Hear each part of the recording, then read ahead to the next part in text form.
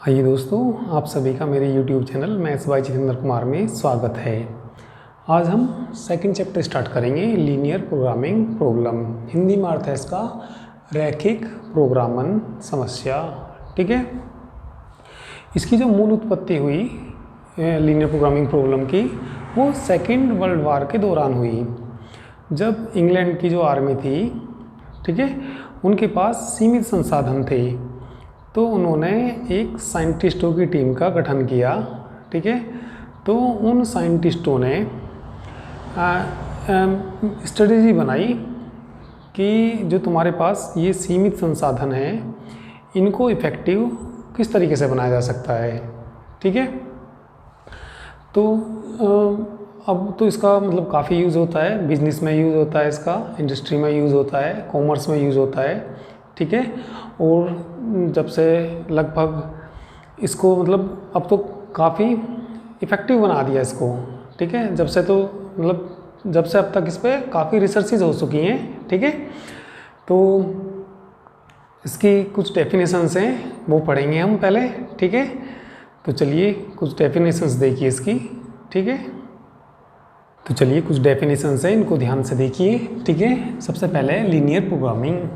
Linear programming is an important optimization, maximum or minimum technique used decision making in business and everyday of life for obtaining the maximum or minimum values as required of linear expression subject to satisfying certain number of given linear restrictions. ठीक है भाई, linear programming जो है एक क्या है, important optimisation technique है ये। ठीक है, ऑप्टिमाइजेशन मतलब maximum minimum used in decision making.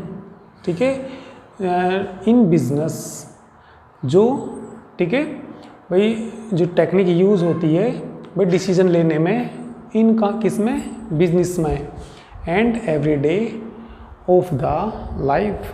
ठीक है, प्रत्येक दिन of the life for obtaining the maximum और मिनिमम वैल्यूज़। ठीक है, ऑब्टेनिंग ज्ञात करना, मैक्सिमम और minimum values as required of linear expression subject to satisfying certain number of given linear, ठीक है, रेस्ट्रिक्शंस। तो ये डेफिनेशन, ठीक है, किसकी हो गई, लीनियर प्रोग्रामिंग की हो गई। इसके बाद देखिए लीनियर प्रोग्रामिंग प्रॉब्लम। शॉर्टकट में क्या लिखते हैं इसको हम, LPP, उसको शॉर्टकट में लिख सकते हैं LP, लीनियर प्रोग्रामिंग। ठीक है, तो LPP की definition, the linear programming problem in general calls for optimizing, optimizing मतलब maximizing और minimizing a linear function of variables called the objective function। जो linear function है of किन का, variables का, वो क्या कहलाता है, objective function subject to a set of linear। ठीक है, एक सेट मिलेगा हमें किन का, objective function subject to a set linear equations का हो सकता है और लीनियर इनइक्वेशंस का हो सकता है। ठीक है, कॉल्ड द कंस्ट्रेंट्स और रेस्ट्रिक्शंस, उनको हम क्या बोलते हैं, कंस्ट्रेंट्स बोलते हैं और क्या बोलते हैं, रेस्ट्रिक्शंस बोलते हैं। तो LPP में भाई जो लीनियर प्रोग्रामिंग प्रॉब्लम है, in general calls for optimising. Optimising क्या होता है, मैक्सिमाइजिंग और मिनिमाइजिंग, यानी कि कोई जो तुम्हें LPP मिलेगी, चलिए क्वेश्चन में आएगा, ठीक है, उसमें थोड़ा समझाऊंगा। तो ये डेफिनेशन अभी इस तरीके से पढ़ लीजिए। ठीक है, चलिए इनका सबका स्क्रीनशॉट लीजिए, इसके बाद नेक्स्ट डेफिनेशन बताता हूँ मैं।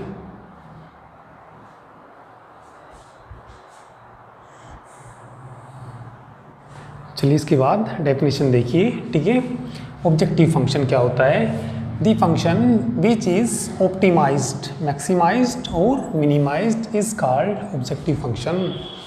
भाई जो फंक्शन ठीक है, कैसा हो, ऑप्टिमाइज यानी कि मैक्सिमाइज्ड हो या मिनिमाइज्ड हो, तो वो क्या कहलाता है, ऑब्जेक्टिव फंक्शन कहलाता है। ठीक है, इसके बाद constraints the system of linear inequations और इक्वेशंस। एक सिस्टम किनका, लीनियर इनइक्वेशंस भाई इस तरीके से मान लिया कोई x1 plus x2 equal to 2 है तो ये इक्वेशन कहलाती है, या ग्रेटर देन इक्वल टू है तो ये क्या कहलाती है, इनइक्वेशन कहलाती है। ठीक है, under which the objective function is to be optimised are called constraints. एक सिस्टम होता है किनका, लीनियर इनइक्वेशंस का या किनका, इक्वेशंस का, जो किसके नीचे लिखी जाती हैं, ऑब्जेक्टिव फंक्शन के नीचे लिखी जाती हैं, तो वही सब क्या कहलाती हैं, कंस्ट्रेंट्स कहलाती हैं। भाई अभी मैंने तुम्हें एलपीपी की डेफिनेशन बताई। कोई फंक्शन है, मान लिया maximum z equal to x1 plus 2x2 subject to x1 plus x2, ठीक है, greater than equal to 2x1 minus 5x2 greater than equal to 5। तो ये ऑब्जेक्टिव फंक्शन है, ठीक है, और ये क्या है, कंस्ट्रेंट्स। तो यही क्या कहलाती है, सारी लीनियर प्रोग्रामिंग प्रॉब्लम कहलाती है। ठीक है, और ये जो x1 x2 होते हैं सब ग्रेटर देन किससे होते हैं, ये 0 से। ये 0 से बड़े क्यों होते हैं, एग्जाम्पल कराऊंगा, बता दूंगा। ठीक है, तो ये टोटल तो क्या होगी, एक हमारी लीनियर प्रोग्रामिंग प्रॉब्लम हो गई। और ये जो लिखा हुआ, ठीक है, फंक्शन जो लिखा हुआ ये मतलब ऑप्टिमाइज यानी कि मैक्सिमाइज्ड, मिनिमाइज्ड कुछ भी हो सकता है, तो इसको हम बोलते हैं ऑब्जेक्टिव फंक्शन। भाई इसको हम क्या बोलते हैं, अभी इसमें डेफिनेशन में पढ़ा हमने, इसको हम बोलते हैं ऑब्जेक्टिव फंक्शन। उसके नीचे जो लिखी जाती हैं ये इनइक्वेशंस या इक्वेशंस लिखी जाती हैं, तो इनको हम क्या बोलते हैं, कंस्ट्रेंट्स। ठीक है, जो डेफिनेशन में पढ़ा, तो ये डेफिनेशन, ठीक है, नोट कर लीजिए दोनों। ठीक है, यानी कि इनका स्क्रीनशॉट ले लीजिए। इसके बाद हम पढ़ेंगे mathematical formulation of linear programming problem. ठीक है, तो इसका working rule, to form a linear programming problem, तो इसके कुछ स्टेप्स हैं। ठीक है, तो इनको एक बार ध्यान से देखिए। Identify the variables in LPP and denote them x1 x2 x3 etc। तो सबसे पहले हमें आइडेंटिफाई करने वेरिएबल्स को इन किस में, लीनियर प्रोग्रामिंग प्रॉब्लम में, एंड डिनोट, और उनको डिनोट करना किससे, x1 x2 x3 etc इत्यादि से। इसके बाद आइडेंटिफाई द ऑब्जेक्टिव फंक्शन। ठीक है, आइडेंटिफाई किसको करना, ऑब्जेक्टिव फंक्शन को, and express it as a linear function of the variables x1 x2 x3 etc। ठीक है, आइडेंटिफाई किसको करना हमें, ऑब्जेक्टिव फंक्शन को, उसको एक्सप्रेस करना it as a linear function. ठीक है, रैखिक फलन ऑफ वेरिएबल्स किस में, x1 x2 x3 etc। ठीक है, third step, find the type of objective function, it may be, ठीक है, द फॉर्म ऑफ मैक्सिमाइजिंग। तो ऑब्जेक्टिव फंक्शन कैसा हो सकता है, मैक्सिमाइजिंग यानी कि मैक्सिमम फंक्शन हो सकता है, मैक्सिमम प्रॉफिट। ठीक है, maximising profit and minimising cost. तो हमें फाइंड करना फंक्शन को, ठीक है, ऑब्जेक्टिव फंक्शन को, तो वो कैसा हो सकता है फंक्शन, मैक्सिमम फंक्शन हो सकता है या मिनिमम फंक्शन हो सकता है। इसके बाद हमें आइडेंटिफाई करना किनको, कंस्ट्रेंट्स को, and express them as linear inequations और इक्वेशंस। ठीक है, कंस्ट्रेंट्स को हमें क्या करना, आइडेंटिफाई करना और एक्सप्रेस करना, express them as linear. Linear क्या हो सकती हैं भाई, इन इक्वेशंस हो सकती हैं या इक्वेशन हो सकती हैं।